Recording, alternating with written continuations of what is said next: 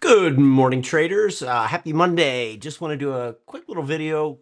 Uh, it's not really quick with me, but we'll do a video update with the Active Opps positions. And it was looking a little dicey at the end of last week. I think we're still reeling from the Fed comments, but the market's come back, and let's go through and kind of show us some positions. What's going on here? My daughter left this for me. Isn't that nice?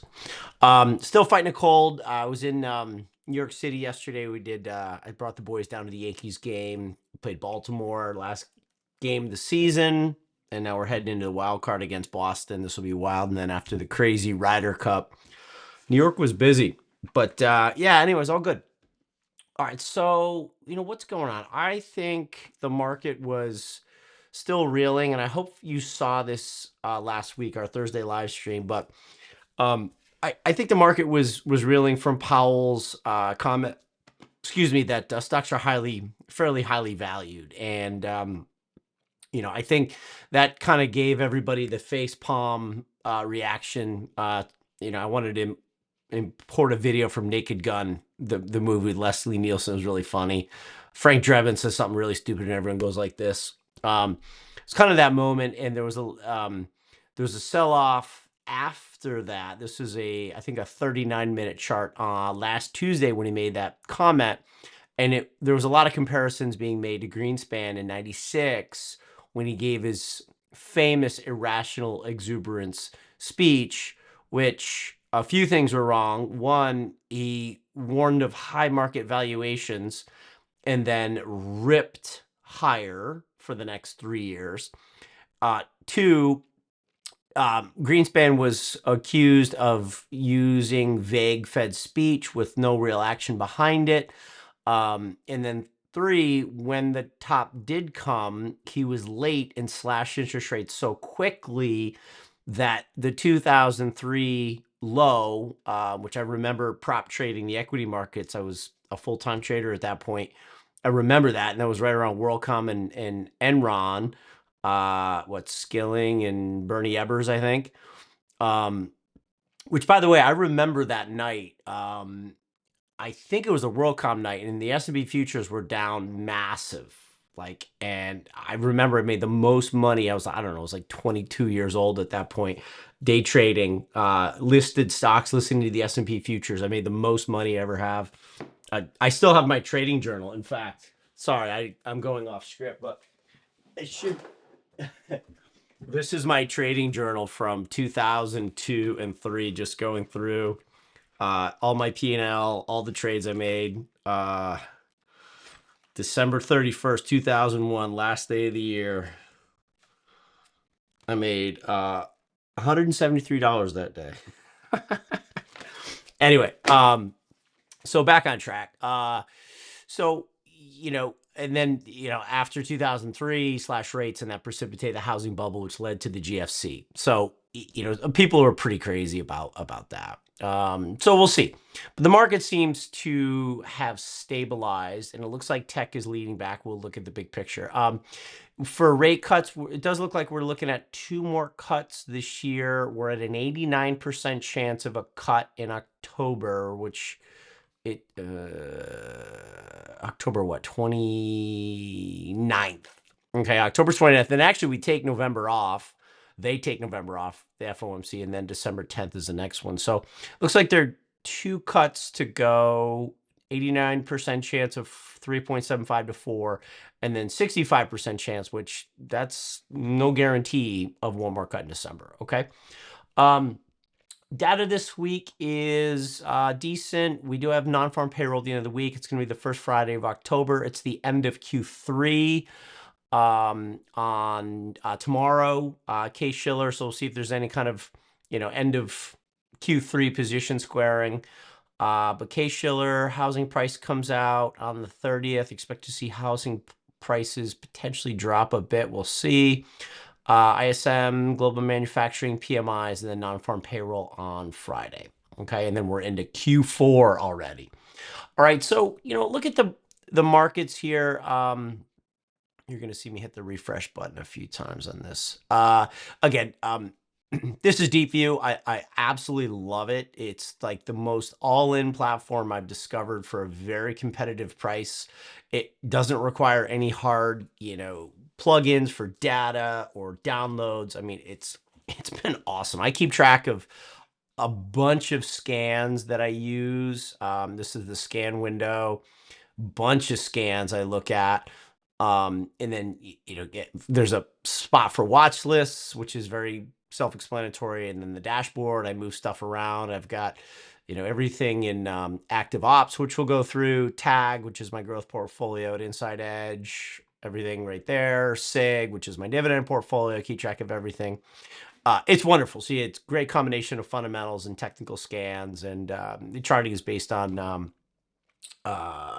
trading view, which is fine. So all good. So it's been awesome to work with these guys. Okay, so on to the broader market. So the Nasdaq's up 1%. I am lightly proposing, and I think I mentioned it in that Elliott Wave video I did last week on YouTube, and a lot of really good feedback on that. So thank you very much. Really good back and forth comments and feedback. Again, I really appreciate it. I lightly put this little 5-wave move in front of you. Anytime that wave 3 is the longest, you would look for the percent distance traveled in 1 to be equal to that of 5. And I think that is, let me just, yeah. Okay, so it's going to be the distance of 1 up. Hold on. Just make sure this is it. I'm still kind of getting used to this software. Yeah. Okay. So yes. Right. So see how the 1 right now is at 491.26. See how that's connected to my cursor. So if I pull that down, that's showing you the distance of wave 1. Yeah. So that is going to be a basis of comparison for wave 5. Okay. So as I drop at the end of 4, which is right here at the end of this triangle. Okay, 618 is at 612, and then 100% is up at 648. There's 2 other fib levels based on other stuff, but that sandwiched the 100% at 648. So, I was watching the sell-off based on Powell's Greenspan comment. I was watching the shape of the sell-off. It was, I didn't love it. I mean, Active Opps definitely took a drop because the high beta, high growth stocks got cracked on these 2 days, which was the 23rd, 24th, and then we had a good reversal here on the 25th. But, here we go. 26th is Friday. Now here we're at 9th, and we're gapping back up. So, all right. What did we pull back to? Was there anything significant? No, I don't think so. Let me get off of that daily. No, there wasn't. It was really just the 1272 extension of the Q1 of 2025 drop at 658, which maybe it was offering, a little bit of support here on the retest over here in the daily, but I still think we go higher. Okay. So 100% is really what I'm focused on with these other 2 fib levels into 642. I mean, it's a lot higher from here. From here, it should be in the middle of the zone, another 7.5%. Could we do it into the end of the year? Absolutely. Absolutely. Could we? So I still think higher. Okay. And the fact that growth is acting so well today, let's do a little sector scan. So I'm sorting by percent change today. So XLK technology. Let me see if I can squish this over. Again, it's hard to work these on a little 1080 monitor. I wish we all could be on big 4K monitors. So XLK up today 1.05%. Then you have change month to date, quarter to date, and then year to date. So, it's actually interesting. Let's do a sort by year to date on the major sectors, and I'll show you what we're looking at. So, tech, comms, Qs, industrials. This is XLG's large cap, utilities, staples, financials, small cap, discretion, materials, energies, real estate, staples, healthcare. Okay, and we are now sorted by percent change year to date. So the tech and comm sector is now putting up a respectable 21 and 22% gain heading into Q4 percent change year to date.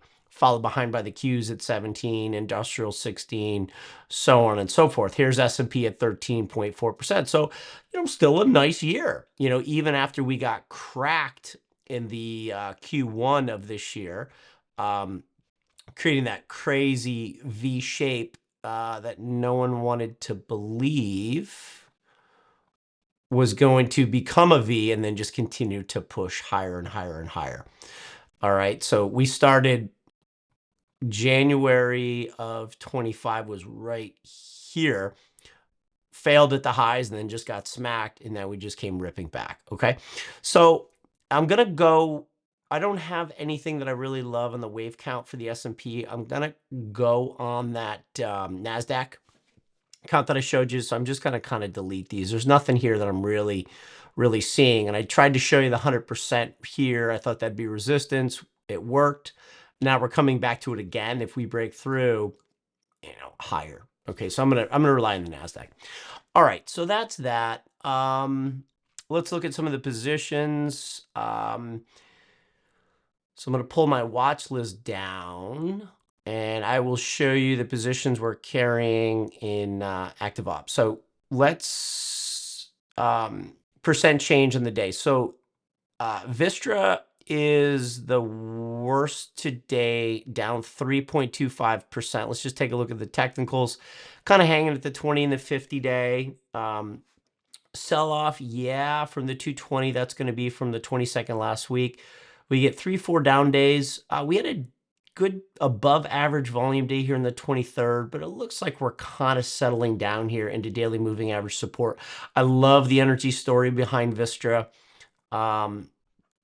We look at what's ahead of us for earnings. We're looking for 232, which is going to be a drop compared to this very, looks like abnormally high Q3 of 2024. I have to look inside. Why was that 5.25? That looks odd. Why was that so high? But I mean, I think, actually that looks odd to me. Entire 2024 made $7 a share, but they're making $5.25. That looks off. I'm gonna have to come back. I'm gonna make a note and have to come back at that, figure out what's up with that one. That doesn't look like an accurate number. So we'll come back. But technically speaking, yeah, we have a little double top into the 217. We're holding back. I could see a little bit of a pullback here. If we start to break through 95, I'll be a little concerned. MP Materials, same thing, sort of a double top test. Stock got a lot of publicity last week, with the Department of Defense investment that I think went in July, based on their California rare earth mineral mine. Little double top, pulling back again to the 50 and the 20-day moving average here. I think it's fine. While we're above 62, I'm going to remain in MP and give this guy some room. But a lot of the mining and materials and the stuff kind of stocks did really well last week, so I'm going to give him the benefit of the doubt. Those are the two losers today, and then the third is IONQ, which we're pulling back. The quantum computing space is, it's explosive. It's got a ton of opportunity, but profitability is years away from us. We did go up to the 1272 extension at 74.51. We're backing away. We do have, let me just look at, where are we in IONQ? We should have some good profits on this guy. Where'd you go? Are you hiding? Am I blind? Okay. Yeah, we're up 50% on this guy. Total return right here. Let me sort by total return on our positions. Yeah, 50% return. So nice. So we're long from 44.38, trading 66.87. It's a 3.62% position. It's not a big position for us. If by chance we're able to hold this little shelf here at about 65.5 and we were to start to turn higher, I would look to add to it. But if we start to break down, I'm not going to get all out. I will scale out on the way down. I still do like it. It does look corrective to me on this pullback, so I would start to probably scale out in thirds. We have a 50% gain on this. I don't want to get out too quick just because we're against the 1272, which is technically significant. But if we can hold here 65, 65 and a half and start to move back up, you know, I'll add to it. But if we start to break, I'll look to scale out. Okay. Going through Uber, this one, it just keeps going higher, but it's going up so ugly. It's just like, you know, chop to new high, chop to new high, chop to new high. Either explode and rip up through the hundreds, or let's pull back. I'm kind of getting tired of looking at this chart, to be honest with you. I don't love the look of Uber on the upside. Okay, Shopify, another little double top here. This one's from August, pulling back. This is going to be the 50-day. Fine. You know, I still like the story. You know, we look at the projections going forward, not a great couple quarters ahead of us compared to the prior quarters, but growth you can see in 2026 going up back to $1.50. So I like Shopify. If we can hold that 50-day support, I'd like to see us hold 50, get back above 200. We'll keep him going. Where are we with Shopify? It's not going to be a ton of profit in him. He's up 35%. So better than a sharp stick in the eye, but not something I want to give away. Uber, Axon, don't like the looks of this one. I just want to see some range lows hold here. I really like the story. They're a nice AI play in the defense, and particularly contracts for individual law enforcement. But we really need to hold these range lows at 700 and start to move back. Else, we're going to look to Axon. Reddit, I think, looks good. Came down to a upward rising 50-day moving average, trying to break back above 20. Looks fine. Palantir almost looks like a new entry for us. I like it. It was a nice consolidation to the 50. 50 and 20 kind of converge, and then 20 is back on top of 50, which is back on top of 200. And if we can get a breakthrough 189, 190, I like it. We did piece out of a bit of Palantir, but we have a decent sized position. We're up 102% on this. It's a 5.15% allocation. I did get out a quarter of it, 158. Boy, that seemed like a good idea at the time. I actually sold a third at 121, sold a quarter at 158, and now we're at 186. So what are you going to do? I mean, I didn't love that big drop here. We sold it on August 19th, which was on this big decline. We did drop significantly lower, but here we are again. So it's fine, but we're still up 100% on the position. So, you know, I don't mind putting some size back on if we can break up through 190. Life 360, this is my own little gem that I found on my own. Hardly anyone's really talking about it, and it just keeps going higher. So, you know, look at how many tests of the 20-day moving average. 1, 2, 3, 4, 5, and now we're trying to break back above. Life 360 is only a 3.16% position. I did take a third of profits at 96 for a 40% gain. But this company is, in terms of location finders, for family tracking your kids, it's amazing. Nowhere near, it's so much better than the Apple AirTag, which I have AirTags everywhere, but the technology and the features and functionality of Life 360, so much better than where Apple's at right now. NVDA, I tell you what, it's almost go time, which is crazy. Look at this resistance in NVIDIA. We have, I mean, there's so many analysts, you know, with the 200 target. Let me see if I have Benzinga up. I think those of you who are options traders, if you want to do like an at-the-money call and sell at 200, 210, you know, a month or two out, I don't think that's a terrible play. So let's see, what are we doing? Calendar. So look at the price target. Maintains. These are all last week, September 23rd. September 11th, we got an upgrade from D.A. Davidson. I don't know how much weight they have. Rosenblatt, Evercore SI, Barclays, Jefferies, all big guys. 220, 240, 210, 225, 215, 210. I mean, I wish there was a way in Benzinga they would aggregate the average price target? I don't think they do, which is kind of annoying. But do you see how, I mean, all those guys are 210 to 230, 240 in terms of upward target. 220, 240, 210, 225. I mean, they're all there. And what's crazy to me is, even at 200 on $4.38 of earnings, that forward PE is 41. For 2025 earnings that we have 1 quarter left, up to 607. I can do that quick. What's that forward valuation? So 182.96 divided by 6.07 in earnings. That's 30.14 times 2026 earnings. 30 multiple for 2026 earnings for a company that's growing their earnings 600%,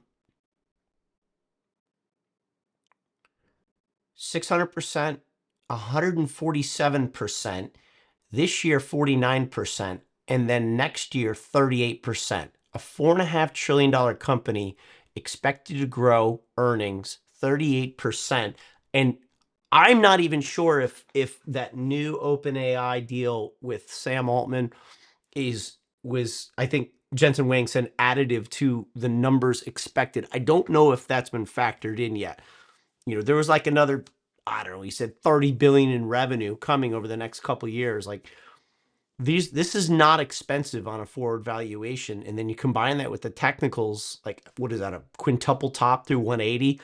So many analyst targets above 200. Like I don't see how this does not go up and explore the 200s. I mean, it could be wrong. So NVIDIA, we have a good size position. We have NVIDIA and TAG, which is our tactical alpha growth. I think it's about an 8% allocation. We also have it in SIG because, believe it or not, NVIDIA pays a dividend. It's a small dividend. So we have it in all 3 portfolios. In Active Opps, we have, what's our allocation? Nope. Allocation NVIDIA is 6.5%. So, not terrible, but I think the S&P is probably, I don't know, is it 8% NVIDIA S&P? I should know this. Let me just take a quick look. We're going to go SPY. We're going to go holdings, 7.7%. So it's like if you hold 7% of NVIDIA in a portfolio, you're actually net short compared to the benchmark, which is crazy, right? That's the way you got to think about it. So to have an 8% position, even I feel a little icky having an 8% position in growth, but that's equal weight to the benchmark. To be overweight, you got to be 10, 12, 13% NVIDIA. Like that's the way you got to look at it. Apple 6.7, which is breaking out. Microsoft 6.7, Amazon 3.7, and Meta 2.8. Like even Broadcom, Broadcom is 2.8% to the S&P. It's crazy, right? I mean, you could even do the same thing if you want to benchmark against the Qs. NVIDIA is 9.5% in the Qs. Apple's 8.4. Microsoft's 8.3. Like that's the way as a portfolio manager you got to think about it. So we're light in NVIDIA at 6.5%. I mean, should we be at 10% on a breakout through 180 up to 200? Yeah, maybe. So that's possible. All right. NVIDIA is looking good. What else do we have? DoorDash breaking out today. Actually, no, not breaking out compared to the August high, but that daily chart looks good. DoorDash looks great, actually. I love this little break away from this little bull flag consolidation below the all-time highs. DoorDash looks good. A-Lab, it's kind of lost its way a little bit. We got to hang on to him. Bitcoin, I know, is having a good day after a pretty good period of underperformance there. We did cut Bitmine immersion, BMNR, last week. Just risk management. The position was going too much against us, so we had to get out. CRDO, really good semiconductor name, did come back to trendline support, held 2 days, and we're starting to move up. I was getting a little nervous about this one. This is one of our better performers in a good size position. We're at 7.88% in CRDO, up 91% in this one. So I was really hoping we would hold up trend support, which it looks like we have. App 11 is up 7.59% today. We tried to get up to the 1272 extension, another fib behind it. We held it for a couple days and then we're like, yep, hold my beer. Boom, broke through. App 11 is ripping, looking to get up to 1,000 in APP. Robinhood up 7.8% today. I mean, this stock is just a beast. Just wants to keep ripping higher. We had some consolidation to the 50-day here. 50 and 20 never touched. And then we continued up. Look at the volume on this day. What the heck? 200 million shares traded on September 19th. That's insane. When's the next earnings date? October 29th. Okay. All right. So yeah, those are our performers for the day. So Robinhood, come here. Oh, don't freeze on me. So Robinhood's up 7.9, APP's up 7.3, CRDO's up 6. So having a nice day in the portfolio. We're up to 2.6% after we kind of got slapped around last week on that sell-off. The high beta, high growth names, there was a lot of profit taking here. So we definitely gave back some of our outperformance to the Qs, but we still have a 3 or 4% margin on the Qs, and certainly against the S&P outperformance there. So yeah, so that's that. There's some other names that I'm looking at. I'll show you my watch.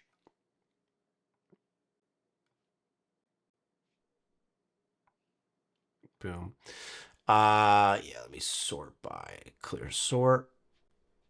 Today's change. So all right, it's up. Oklo. Oh, I don't mind Oklo either. I do like that pullback here. Little gap. If we could go up and close that gap in a 131, looking good. Bit more. BMNR, of course, up 7%. I like the idea. I like Tom Lee behind it. Ethereum, I didn't like the price action there. And technically, you know, give me a call if, and maybe when, that downtrend line breaks at about 60.5. Then I could say technicals are starting to suggest we go higher. DeFi, Bloom Energy. Oh, I do also want to watch Bloom. I missed Bloom for Active Opps when I first gave you guys this, like back here. We do have a pullback to the 20-day. We've sort of stabilized here. We have a gap to contend with at 77. But Bloom Energy is on the list. Hut as Bitcoin mining, crypto stock that I also want to watch. Cypher's another one, CIFR. New Scale Power, SMR, nuclear technicals are kind of breaking down a little bit there. Vertiv, Vertiv's up 4% today. This chart looks like it wants to rip. I think we need to get some, I've been talking a lot about this one. I hold it in tag at Inside Edge. But if we can get up through the 150 mark, it becomes an active ops opportunity. AVAV, defense drone company, really nice pullback to the 20-week moving average and then exploded higher. TeraWulf, that's a weird company. Stock's ripping, but they do so many different things. I don't know how to classify this company. Alibaba, China stocks are ripping. There's Cipher I mentioned. Smith & Wesson, I started to put the gun stocks on after the Charlie Kirk thing. Wanted to watch that. Lemonade, Insurance Disruptor, looking good there. Quantum, QBTS. Man, that was a... You know, maybe this is kind of a consolidation up here. I don't mind. You know, we're watching IONQ, which we hold, but I don't mind the kind of the high tight consolidation here in QBTS. So might see a shot there. Celsius, I'm forever going to watch this one. So yeah, I'll just scroll down and show you the rest of the stocks that I'm looking at. We got to watch Tesla as well. Even Tesla was consolidating, kind of a tight high consolidation, and then is continuing to break. We've got all-time highs in sight into 483. So there's a lot of opportunities. Constellation Energy, power producers. Chart's a little quiet there, but watching him. Joby, aerial, aviation, defense drone kind of name. Meta, Gia, Sport Radar. That's a stock we traded really well. We took that one off. Rubrik, software, fine. GE Vernova, fine. Oracle Booking, Apple, Sprouts Farmer, APLD, Did a deal with NVDA, kind of a little overbought, NB materials, so on and so forth. So, all right, I think that'll cover. Command 1. All right, so hopefully that's helpful. Let me know what you guys think, and should be a good week. So I'm just gonna fight this cold, and I'll talk to you guys in the next video update. I don't know what the frequency is going to be for these, but we're going to be doing them more and more. There's so much happening right now. So, and I know you guys miss the old trading analysis days. I get it. You know, and this thing, this is a word I should probably say. It's not me going back and sort of changing my mind. This is what I do anyway. And what I do is I trade in and out of these stocks by having money involved. It's a feel for, you know, these are the high flying names. They're kind of like, this is kind of like really the high beta names that we try to make money on, but I also will trade and get a feel for what needs to go in the other portfolios. So, you know, I'm always going to be remaining active in the markets, and some of the best way to feel your way through the markets is to watch and have money involved and see how things behave. But, you know, I'm always kind of picking up pieces, putting them down, and, you know, feeling my way through the market. And that's my process for the bigger portfolios at Inside Edge. So, all right. Let me know what you think. I encourage you to trade with a small percent of your money, 5, 10, 15% of your money here on Active Ops. The rest better be professionally managed. If you're not doing a professional job yourself, and if it is being professionally managed, how's their performance? What are they charging you? I encourage you to look at that. All right. See you guys.